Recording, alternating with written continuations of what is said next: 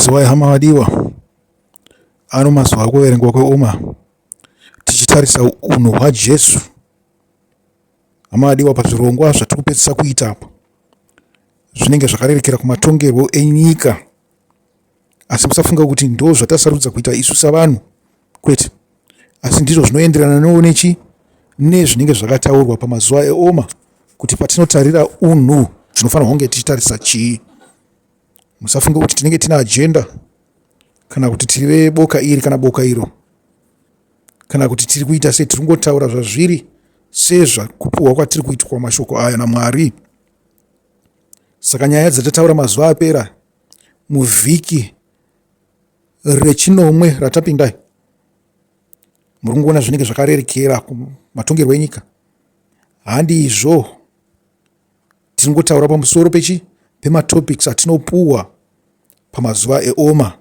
Zvangoitawo kuti zvino hazvina kugadzikana munyika, saka zvavakuita kunge zvinonzi tanga takazvironga, kwete, zvangoenderanawo kuti mazuva eOmer onosvika pakupera, zvinhu zvakamira kudaro munyika. Izvo zvagara zvangomira kudaro munyika kwenguva yakareba. Saka mungati isu tatasarudza kutaura panguva ino tiri kungotarisana nezvenyika chete, kwete, tiri kutarisanawo nezvinhu zvaMwari zvatinenge takapuhwa. Naizvozvo takapedza mazuva etsiru dzvuku tichangotaurirawo tichipedzisa zviri kubata zvakanyanya pamatongerwo enyika. Nesuwo tinopa maexamples amunenge muchiziva, hatikupe zvamusingazive maexamples. Tinotarira izvozvo zvinenge zviripo, makazonzwawo kuti izvi zvakaipa, izvi zvakanaka, izvi kungotaurawo zvichienderana nezviripo. Shoko raMwari rinobata zvose zvose. Musati venge zvenyu kana pane vamwe vamunofarira nevamwe vamakagumbukira. Tichangotaura sezvazviri. Rino izuva ra40 rokuverengwa kweOmer, zvichireva vhiki nhanhatu namazuva 5, tichitanga namaropafadzo tichiti: makaropafadzwa Mwari Baba, makatipa mitemo yenyu, makatirayirawo pamusoro pekuverengwa kweOmer. Amen. Amen. Chatiri kuda kutarisa nhasi, tiri kuramba tichitarisa unhu hwaJesu. Tingangotora zvishoma pane humwe unhu hwake huri pana Luka 12 paanotaura achiti, endai kubva pavhesi 13, panobudiswa nyaya inonzi: mumwe pakati pavazhinji akati kwaari, mudzidzisi, udzai mukoma wangu kuti agova nenhaka neni. Jesu akapindura akati, iwe murume, ndianiko andigadza kuti ndive mutongi kana mugoveri pakati penyu? Amen. Zvikanzi ipapo akati kwavari, chenjerai, muchenjerere marudzi ose okuchiva. Upenyu hwomunhu hahuzi pazvizhinji zhinji zvaanazvo. Amen. Zvikanzi chikonzero chekuti tinge tichinetsana pazvinhu zvose, zvikanzi pane ruchiva. Ruchiva rungavepo pakuti nyangwe unacho haudi kuchiregedza chichienda, uyezve ruchiva rungave rwokuti mumwe munhu anacho iwe unochida. Asi kana pane mutemo wokuti zvinhu zvinofamba sei, naizvozvo zvinhu zvakafanirwa kufamba nenzira iyoyo. Jesu akati, izvi zvamurida kuti ndipinde pakati pazvo zvine mutemo wenyika, handingakwane pazviri. Hapana munhu wandiisa pachigaro ichocho kuti ndikwanise kudaro, nekuti ndakatodaro ndakutoraudzira, ndichapedzisira ndaane mhaka kune ivavo vane masimba, vanoona kuti vanhu vagarisana zvakanaka munharaunda ino. Muri kuzvinzwa? Pane mitemo yatinenge takaisa savanhu isinei chekuita nekudenga kumusoro, nekuti masimba anenge ari muvanhu asiri pavanhu. Zvino panyaya yeutongi apa zvinouya zvichitiwo, pane vamwe vatongi vanoiswa naMwari, kwoitawo vamwe vatongi vanoiswa navanhu, kwoitawo nevamwe vanozviisa. Vakanyanya kuipa ndivo vanozviisa, asi vatongi vanoiswa naMwari navanoiswa navanhu vakanaka. Nyangwe nekunyika kwenyuku munoziva kuti pane mweya iripo, mweya yenyika ndiyo inodhisaida kuti anofanirwa kunge ari mutongi ndiani. Asina kuda kweuroyi hwenyu hwamanako makukanganisa nzira inofanirwa kufamba nenyika. Muri kutongokanganisa zvinhu zvechivanhu pachazvo, zvichireva kuti Mwari hamo navari pasi havamo mune zvinhu zvamunenge muchidhisaida. Zvino munani, ndimi vatongi vacho here? Ko uroyi hwabvepiko? Zviri kuitwa nemasimba here? Naizvozvo kana zvichiitwa nemasimba enyika, zvaitwa nechi? Navanhu. Muri kuzvinzwa? Nekuti nyika dzakasiyana siyana, pane dzimwe dzinonzi dzine democracy yekuti vanhu vanosarudza mutongi wavanoda, neimwe panonzi vanoiswa namauto. Mauto aripo pakupidigura napakuisa. Muri kunzwa? Zvinenge zvichiitika munyika iyo. Iwo hangakwanisa kuti aiwa kune manyika ekunze anozondimirira. Unenge wakutokanganisa zvinhu zvenyika. Hausi kudiwa nenyika, hausi kudiwa namauto imo, uri kudiwa nani? Uda kuimpoza. Unokanganisa upenyu hwavanhu. Muri kunzwa? Takatarisa mubhaibheri tinonzwa kuti pane vaiiswa naMwari. Tine maexamples. Mutongi wokutanga weIsraeri, ndakuti mutongi king, mambo, akaiswa naMwari. Akanga arichi? Sauro. Zvikanzi netsika yavanhu, Mwari akati imba yake ngaive pautongi. Mutongi wepiri akava David. Zvikanzi naMwari netsika yavanhu ngaave pautongi imba yake yose. Asi Mwari akaona kuti aiwa uyu mukanganisi, akapatsanura imba yake mushure mani mokutonga kwa Soromoni. Zvikanzi chimwe chikamu ngachiende kuna vanhu vaIsraeri chakanga chakakurisa chacho. Zvikanzi vochisara nezvikamu zviviri chete. Muri kupaona kako? NdiMwari uyu. Asi nyange zvakadaro, zvikanzi ndoda kukurakidzai mumbofamba makadaro muchiona kuti ndezvipi. Iyi inotevedza family line nokuda kweurongwa hwangu hwandinawo pamberi apo. Asi iyi ndongoisiya yakadaro iyi. Vatongi vachapota vachichinjana. Muri kuzviona? Zvino imi mosarudza kuti pamakabva paindependence apa, makanga masarudza zvipi? Ndezvipi zvamaida kutevedzera? Muri kuona? Muri kutevedzera zvekwaIsraeri here kana kuti muri kutevedzera zvekwaJudha? Chese tinoziva kuti tiri kutevedzera zvekwaIsraeri. Ndo zvakaitwa sei? Zvakaiswawo naMwari. Muri kupaona? Vatongi vanoita sei? Vanochinjana. Vachiuya kudzimba dzakasiyana siyana. Haungoramba uri mudzimba idzodzo chete, unobuda uchienda kunze uchipararira. Mwari pane zvaakazviitira izvozvo. Kana muchida kuzvifunga, ndo yatingatotiwo democracy iripo. Nyangwe kazhinji namakore iwawo vanhu vaigona kurwa maningi ndo vaisarudzwa kunzi vange vari pamusoro. Ndo vaiiswa nani? naMwari, vachibva kudzimba dzakaita sei? Dzakasiyana siyana. Zvose izvi zvaitwa naMwari izvi.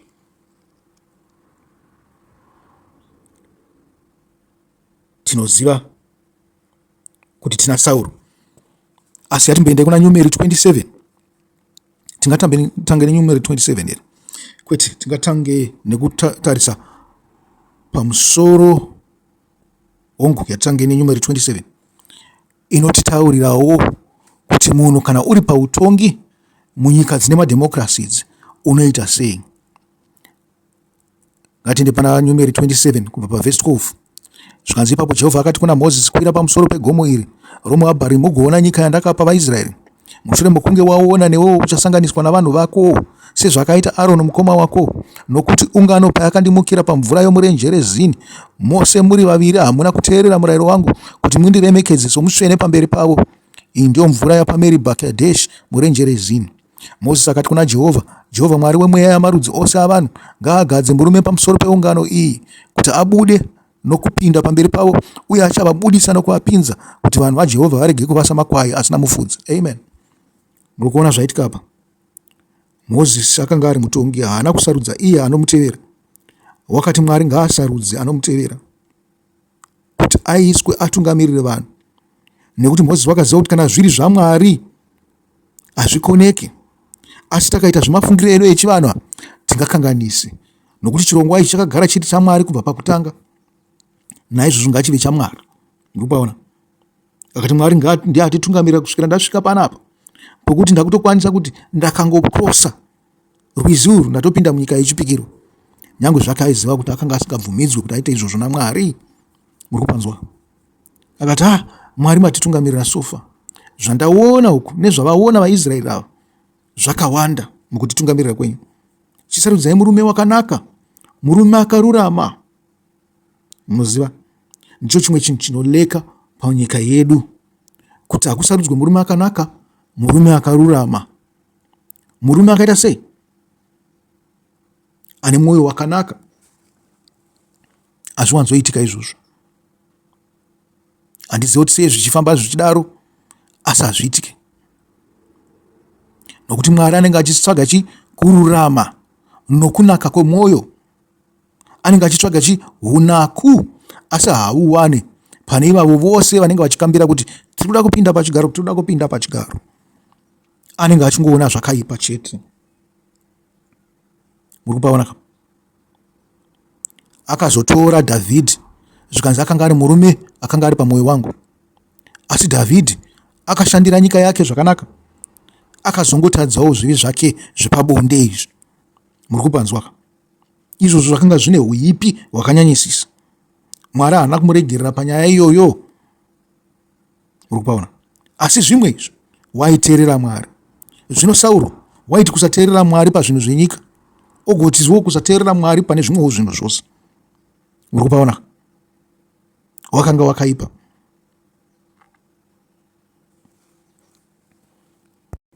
Unaku hwaMozisi watataura hwakanga hwakanyanyisa. Makaenda pana Deuteronomy wokutanga, vaIsraeri vachirayirwa kunzi vabve paHorebhi, zvikanzi Mozisi akazowandirwa nebasa. Tinozwana pana 1 Deuteronomy 1 kubva pavhesi 9, zvikanzi kugadzwa kwavatungamiri. Panguva iyoyo ndakati kwamuri, mava mutoro unorema kwazvo kuti ndikutarirei ndiri ndoga. Jehovha Mwari wenyu akawedzera kuwanda kwenyu zvokuti nhasi mawanda senyeredzi dzokudenga. Jehovha Mwari wamadzibaba enyu ngaakuwedzerei rune chiuru uye ngaakuropafadzei sezvaakavimbisa. Asi ndingatakure seiko matambudziko enyu nemitoro yenyu uye nokupokana kwenyu ndiri ndoga? Zvisarudzirei varume vakachenjera vanonzwisisa uye vanokudzwa kubva kurudzi rumwe norumwe rwamarudzi enyu, ndingovagadza pamusoro penyu. Makandipindura muchiti, izvo zvamataura kuti zviitwe zvakanaka. Amen. Tikutaura zvaMozisi, munhu waiona chiso chaMwari, munhu waifamba naMwari. Zvikanzi kubva pamazuva ake kusvika nanhasi hakuna kumbobvira kwasimuka murume wakaita saMozisi, waitaura naMwari face to face. Muri kuzvinzwa? Zvichireva kuti hapana wakazoita saiye. Pakati pavatumwa vaprofita takanzwawo pamusoro paJohani Mubhabhatidzi, zvikanzi hakuna wakaita saiye. Saka tinoona zvinhu zviviri izvi, muchengeti wemurayiro mumwe nemuprofita mumwe, Johani Mubhabhatidzi naMozisi wemurayiro. Muri kupanzwa? Ivo vakanga vakabata bandiko, uyo akabata bandiko rechiprofita, mumwe akabata bandiko remurayiro. Amen. Asi tanzwa kuti Mozisi wakati vanhu ngavazvisarudzire varume vanoita sei, vanokudzwa. Muri kuzvinzwa? Varume vavanoda, varume vakaita sei, vakanaka, kuti vagoshanda naMozisi pamwe chete. Haana kuti inini ndinda kukusarudzirai. Uye Mwari haana kuda kuvasarudzira vanhu vanenge vachivaita sei, vanenge vachivatonga. Zvikanzi imi misarudzai. Zvichireva kuti pane dambudziko kana vanhu vakuzvisarudza ivo, kana kuti vakusarudzwa nemumwe munhu. Muri kuzviona? Nekuti izvozvo hazviko. Zvine zvinhu zviviri chete, vanobva kuna Mwari navanobva kuvanhu. Ava vanozvisarudza vanoti haiwa tafunga kuextenda maperiodi edu ne2 more years. Hazviko izvozvo. Tafunga kuextenda upresident wedu ne2 more years. Hazviko. Kuzvipa hazvibvumidzwi. Munotenda kuvanhu. Nekuti nyangwe nomumurayiro yenyu hazviko. Nyangwe kuna Mwari hazviko. Muri kuzvinzwa? Hazviko kose. Pane nzira dzenyu dzamakashandisa dzakaipa kuti munge masvika ipapa. Muda kuramba muchiwedzera uipi hwenyu pamusoro penyika. Nyika inodiwa Mwari anenge achitsvaga kunaka. asi munoda kuwedzera zvakaipa pamusoro pezvakaipa. Muri kuzvinzwa? Izvozvo hazvingaite. Hazviko kuna Mwari, hazviko kuvanhu, zviri kuna ani? Handisi tangovepo chete. Ingave nyika here iyoyo. Vanhu ngavasarudzwe. Pane kamwe kanyaya kanondinakidza kari pana Jefta, kari pana Vatongi 11 verse 1 to 13. Inzwai kanyaya aka. Kanotaura chokwadi pamusoro penyika yedu iyi. Inzwai kanyaya. Zvino Jehovha wakati kuna Moses, ndichauyisa dambudziko rimwezve pamusoro paFarao. Tati Judges, ndakuverenga pana pasiripo. Judges ndiye anonzi Vatongi muchishona. Zvino Jefta muGilead wakanga ari munhu une simba noumhare, asi wakanga ari mwanakomana wechifeve. Gilead ndiye wakabereka Jefta. Mukadzi waGilead akamuberekera vanakomana. Zvino vanakomana vemukadzi wake vakati vakura, vakadzinga Jefta vakati kwaari, haungadye nhaka mumba mababa vedu, nokuti uri mwanakomana womumwe mukadzi. Ipapo Jefta akatiza vanun'una vake akandogara panyika yaTobhi. Varume vakaipa vakaunganira kuna Jefta vakasibuda naye kundorwa. Zvino nguva yakati yapfuura, vana vaAmoni vakandorwa navaIsraeri. Zvino vana vaAmoni vakati vorwa navaIsraeri, vakuru veGilead vakandotora Jefta panyika yeTobhi. Vakati kuna Jefta, vuya uve ishe wedu kuti tindorwa navana vaAmoni. Jefta akati kuvakuru veGilead, hamuna kundivenga mukandidzinga mumba mababa vangu here? Zvino mavuyireiko kwandiri zvamava munjodzi? Vakuru veGilead vakati kuna Jefta, naizvozvo tadzokera kwauri kuti uende nesu kundorwa navana vaAmoni, iwe ugova mukuru wedu nowavose vagere Gilead. Jefta akati kuvakuru veGilead, kana muchindidzosa kuti ndirwe navana vaAmoni, kana Jehovha akavaisa mumaoko angu, ndichava mukuru wenyu here? Vakuru veGilead vakati kuna Jefta, Jehovha ngaave chapupu pakati pedu, zvirokwazvo tichaita sezvawataura iwe. Zvino Jefta akaenda navakuru veGilead, vanhu vakamuita mukuru nashe wavo. Jefta akataura mashoko ake ose pamberi paJehovha paMizpa. Amen. Vakazvipira kuna Jehovha zvikanzi ndiye akambenge arambwa, asi vakazomudzosa. Zvinhu zvaita sei? Zvaipa. Muri kuona? Ko kana imi muchifunga kuti makasarudzwa, makangodi kungozviitira zvinhu zvenyu, makuzodzosa munhu wamakadzinga. Kuzvisarudza hakuna kunaka. Musaite zvinhu nouroyi hwenyu, musaite zvinhu nemhepo dzenyu dzamunadzo dzamadhimona, muchizvisarudza imi kuti mungovepo pautonga. Mwari anoita kuda kwake dzimwe nguva. Munofunga kuti magona mashandisa nzira dzose dzamunofunga, Mwari oita kuda kwake. Akazoita kuda kwake, ava vatori nana vakakwanisa kudzora kuti azovatonga nyangwe vakanga vasingamudi. Mwari dzimwe nguva anoita kuda kwake, opedzisa akuisirai chinokunetsai mazuva oupenyu hwenyu hwose.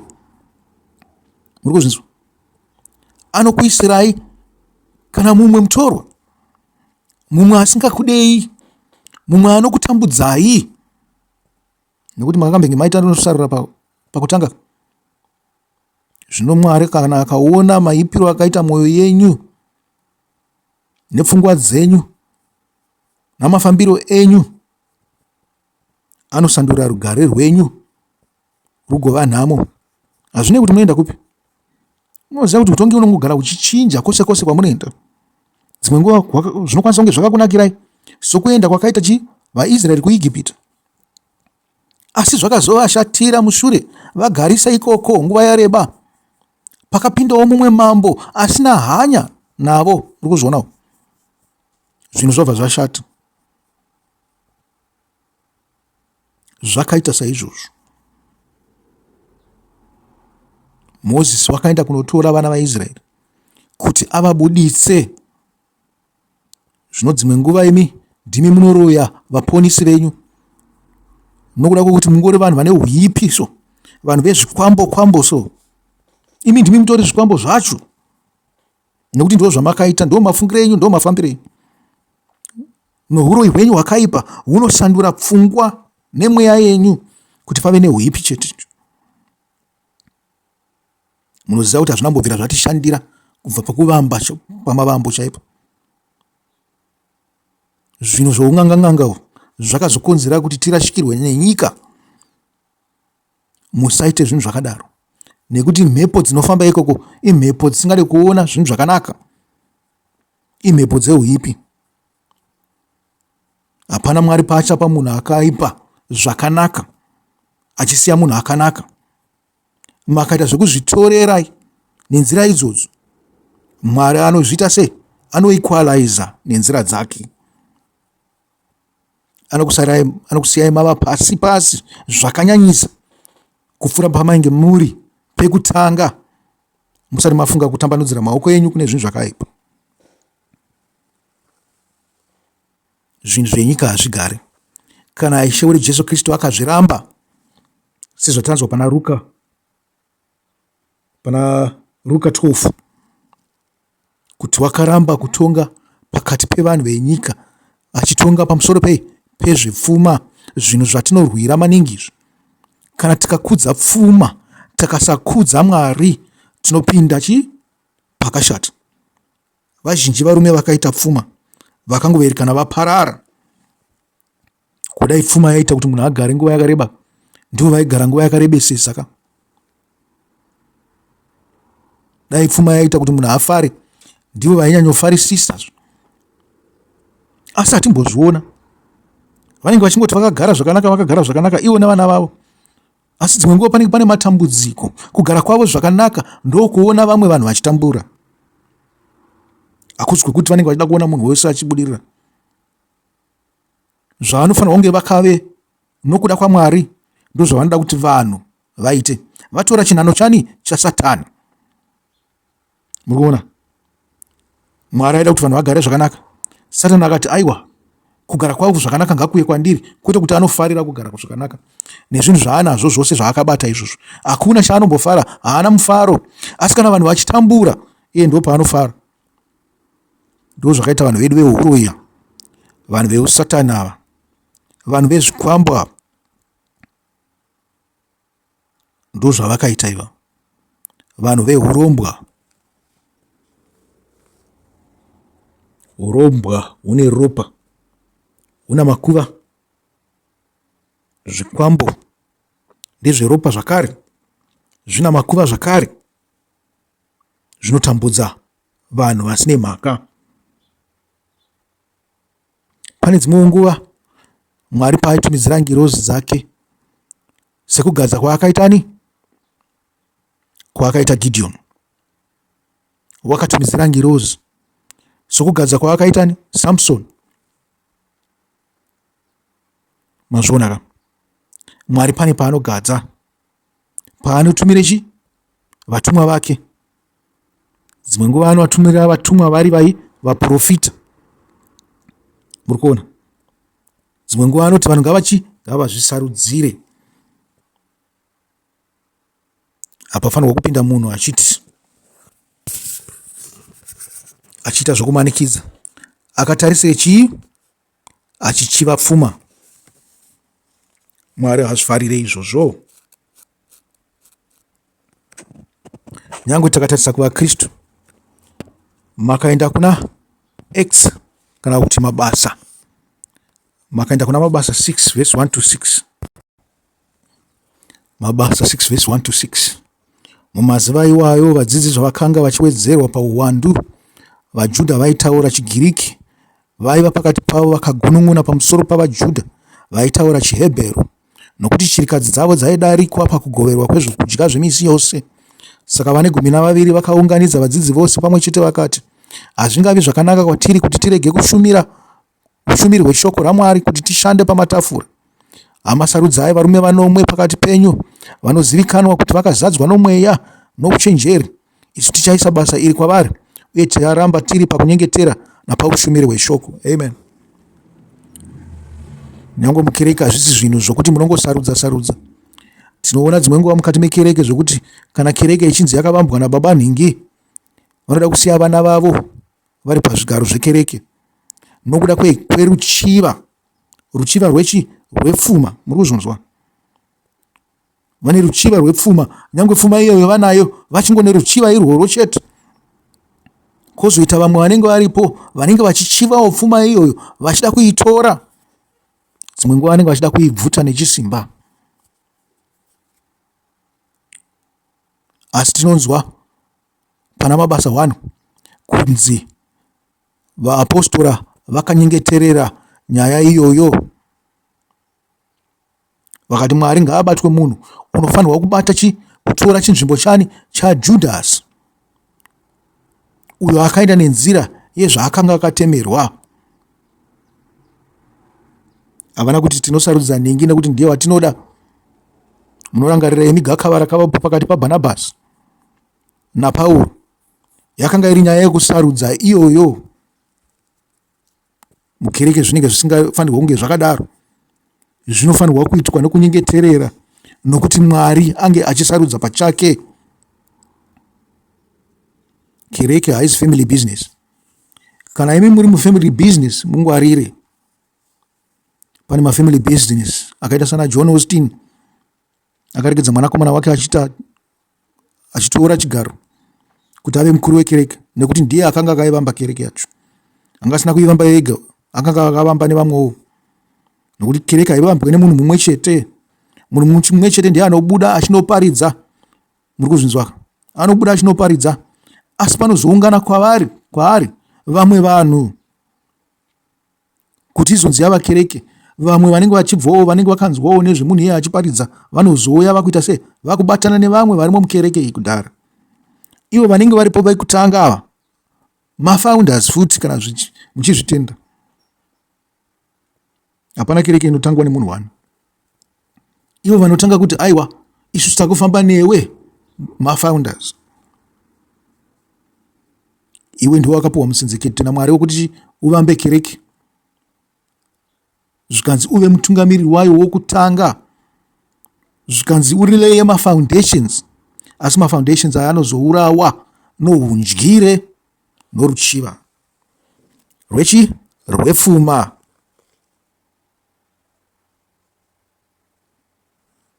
Zviri nani kutoti vanhu uti kuvanhu kana wakuenda zvako, sarudzai wamunokudza, wamunorespekta, wamunoda kuti ange aripo pachigaro. Woregedza kereke yose ichisarudza kuti irambe yakabatana iri pamwe chete. Ruzvona Nyangwe yakasaramba yakabatana iri pamwe chete, kereke dzinongopatsanuka, kunongoramba kuchifumwa dzimwe kereke nyowani.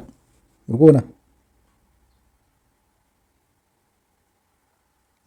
Ngatiregerei kuva neundyire. Mozisi haana kuita undyire panguva dzose mbiri idzi dzatatarisa. Tikanzwawo kuti kuna vatongi kuti vana vaGiriadhi vakaita neundyire, asi vakazoona kuti kwatiri kuenda nako kwandiko, hatindei kunotora iye watakanga takaramba. Tikanzwawo vaApostora vachinzi vakanyengeterera pamusoro peiye waifanira kunge achitsiva ani? Judhasi Iskarioti. Uye zvinyangwe nepakugovana kwechikafu, havana kuti voita basa iroro voga kana kuti voapointa vanhu. Ivo vakati sarudzai imi vamunoda kuti vaite sei, vakutungamirire. Mwari wakanaka, akatendeka. Kana takatendeka nemwoyo wakanaka, anotitungamirira pazvinhu zvakanaka. Hongu vanhu vangakanganise vakaisa munhu akaipa, asi ngavapuhwewo masimba ekukurumidza vaita se vabvisa munhu. Masimba iwo anofanirwa kugara aripo.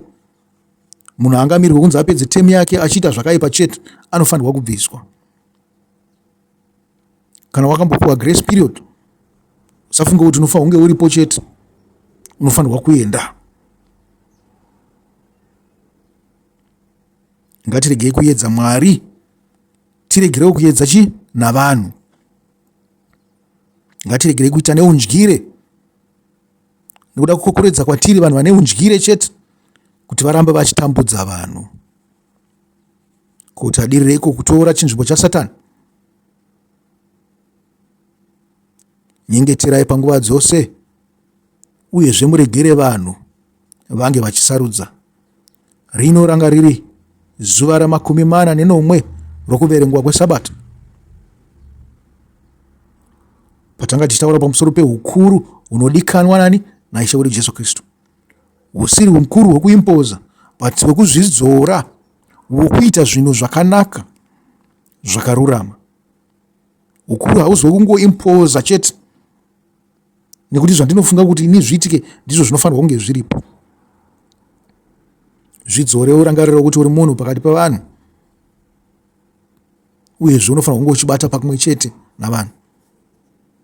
Namashoko iwawo ndinoti chisarai. Rino rakanga riri vhiki zuva ra41 rokuverengwa kweOmer.